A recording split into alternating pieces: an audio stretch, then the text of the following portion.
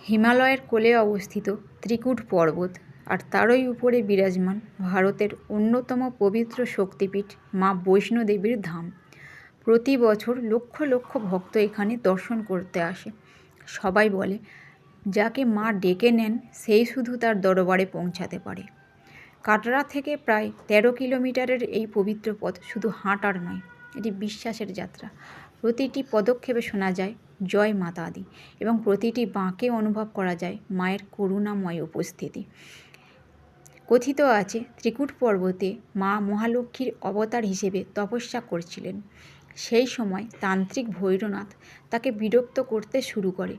মা গুহার দিকে এগিয়ে যান এবং দীর্ঘ লড়াইয়ের পর ভৈরনাথের বিনাশ ঘটান। কিন্তু মা করুণাময়ী, তিনি ভৈরনাথকেও মোক্ষ বরদান করেন। আজও ভক্তরা মায়ের দর্শনের পর ভৈরব মন্দিরে যান, যা পূর্ণ যাত্রার একটি আবশ্যিক অংশ।